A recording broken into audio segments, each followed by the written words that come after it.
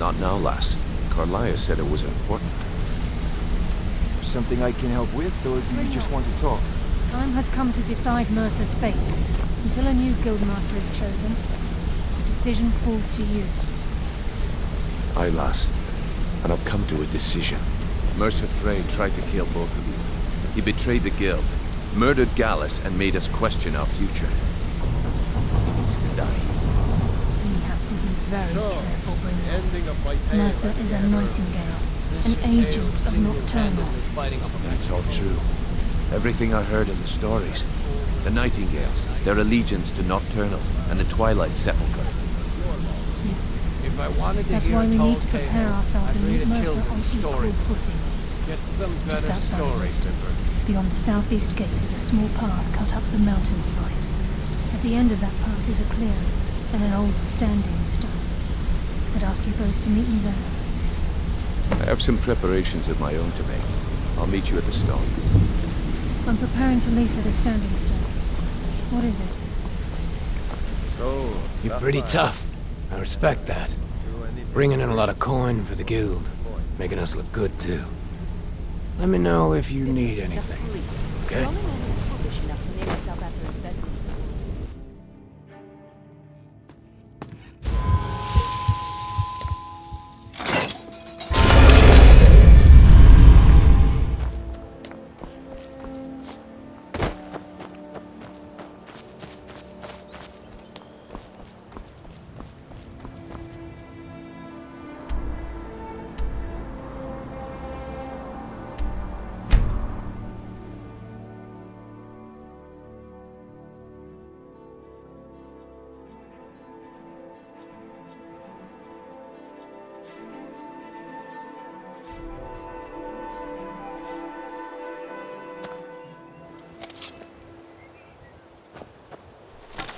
Never should have come.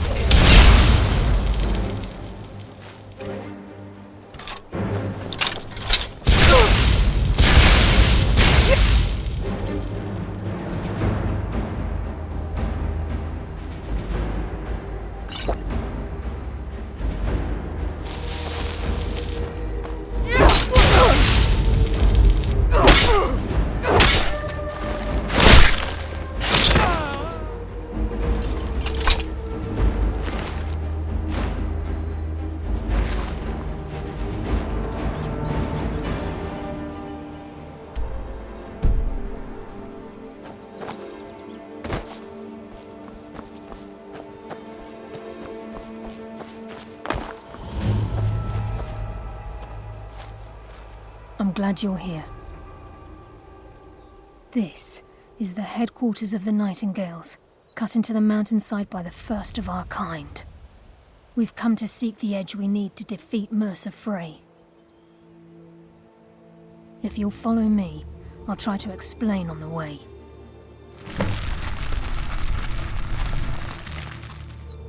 Gallus, Mercer Frey and I were once members of what's known as the Nightingale Trinity.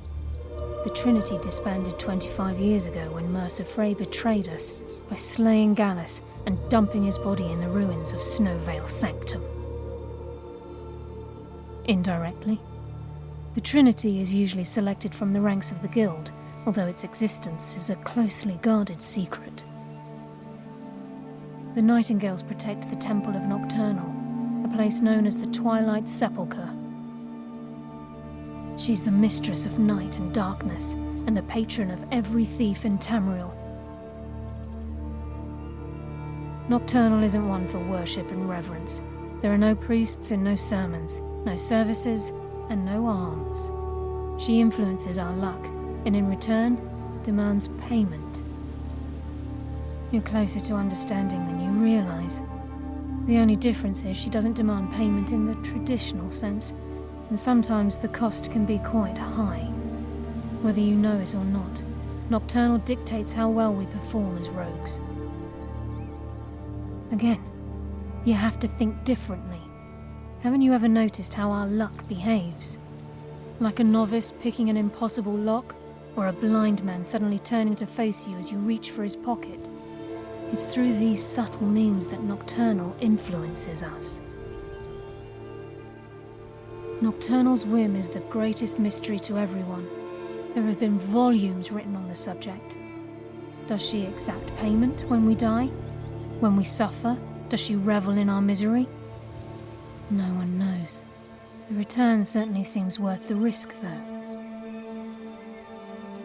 It's my hope that you will, yes. This way, please.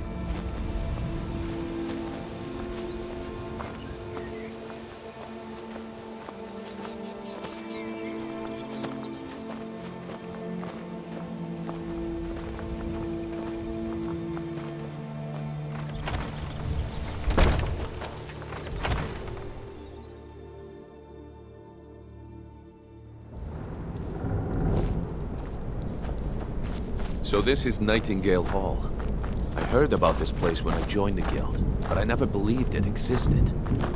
The assumption that the Nightingales were just a myth was seeded within the guild on purpose. It helped divert attention from our true nature. What's wrong, Brynjolf? I can almost hear your brow furrowing. I'm trying to understand why I'm here, lass. I'm no priest, and I'm certainly not religious. Why pick me? This isn't about religion, Brynjolf. It's business.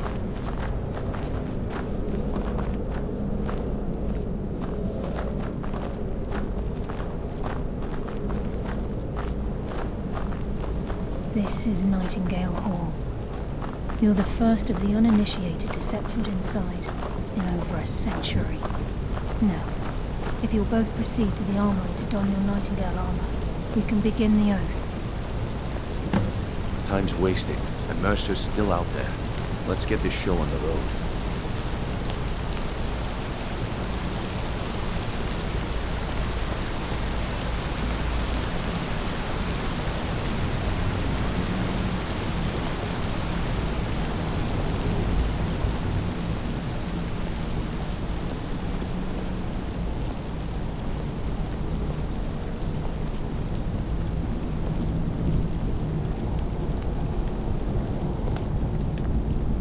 You appear hesitant to don your Nightingale armor.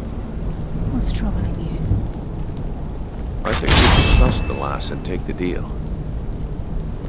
You appear hesitant to don...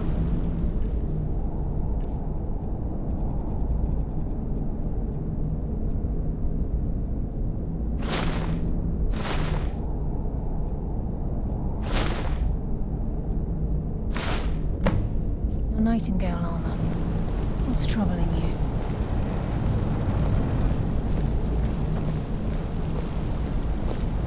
You appear ready for the oath.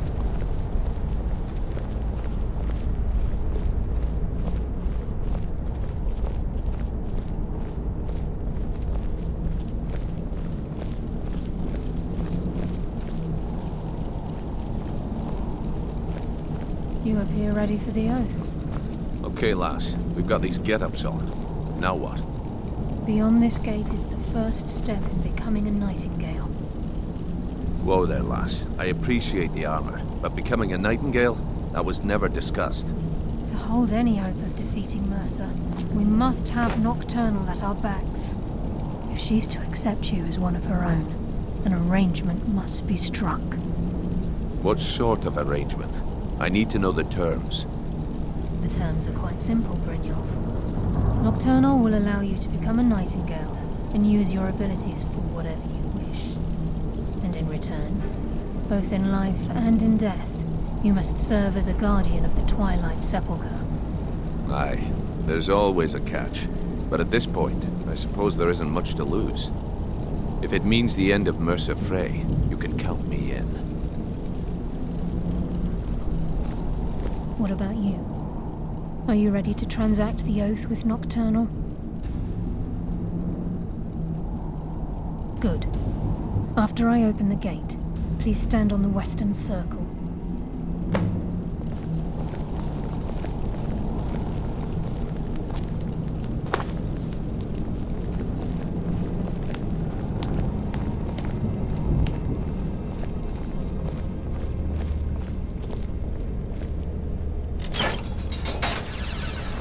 We'll Time's speak when wasting, the oath is and complete. Mercer's still out there. Let's get this show on the road.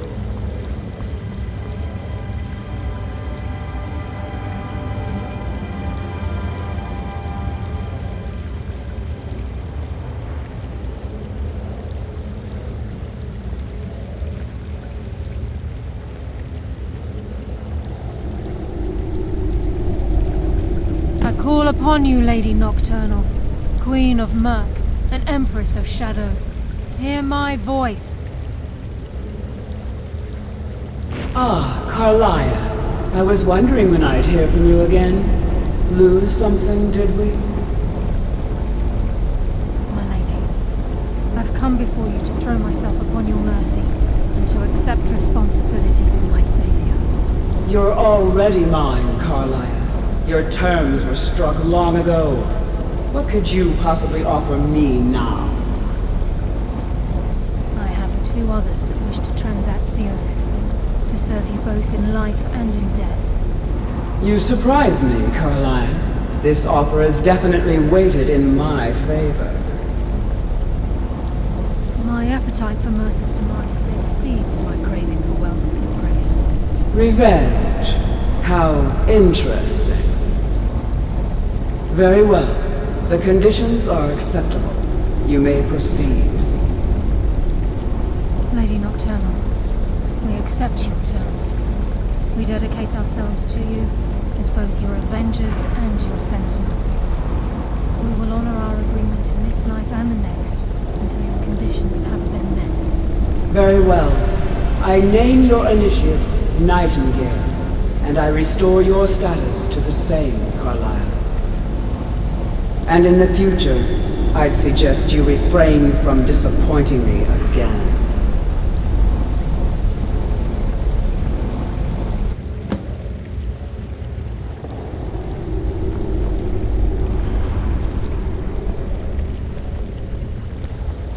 I suggest you Now talk that to you've Carlia transacted first. the oath, She has some it's time clues to that will reveal the turn your final stomach. piece of the puzzle to you. Mercer's true crime. Mercer was able to unlock the Guild's vault without 2 keys because of what he stole from the Twilight Sepulchre, the skeleton key. By doing this, he's compromised our ties to Nocturnal, and in essence, caused our luck to run dry. Well, yes, but the key isn't only restricted to physical barriers. All of us possess untapped abilities, the potential to wield great power securely sealed within our minds. Once you realize the key can access these traits, the potential becomes limitless. Good. Then you understand why this is about more than just Mercer's lust for power. If the key isn't returned to its lock in the Twilight Sepulchre, things will never be the same for the Guild. As time passed, our luck would diminish to the point of non-existence, and whether you know it or not, our uncanny luck defines our trade. Very true. In our line of work, it's quite rare we set out to return a stolen item to its rightful owner. Before we depart, Brynjolf has some business to discuss. I suggest you listen to him. Listen, lass. There's one last piece of business we need to settle before we go. Listen, lass. There's one last piece of business we need to settle before we go after Mercer. The leadership of the Guild. Carlia and I had a long discussion before you arrived here. Thanks to your efforts, Mercer's treachery has been exposed.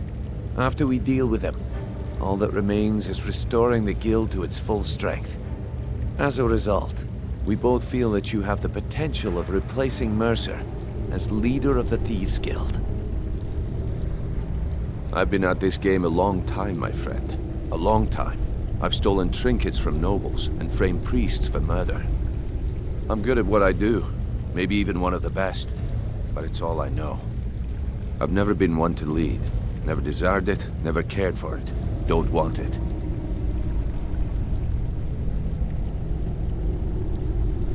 Well, we have a bit of an errand to run before your coronation, so don't get sentimental on me now.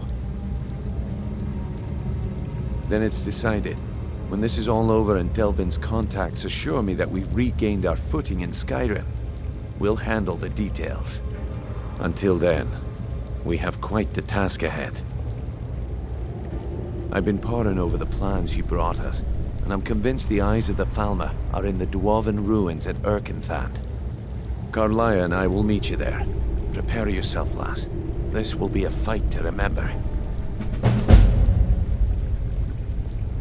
Aye, some of what Carlia said is starting to make sense. Mercer may have damaged our reputation and raided our coffers, but this goes well beyond even his twisted form of larceny. Old Delvin kept calling it a curse, and we all laughed at him. Looks like the joke's on us. If you would have asked me that yesterday, I'd have said no, but now I think our chances have improved. Look, call me crazy if you like, but I trust Carlia. I don't think she'd lead us down a suicidal path. Besides, I'd rather die with some of Mercer's blood on my blade than spend the rest of my life regretting that I ran the other way.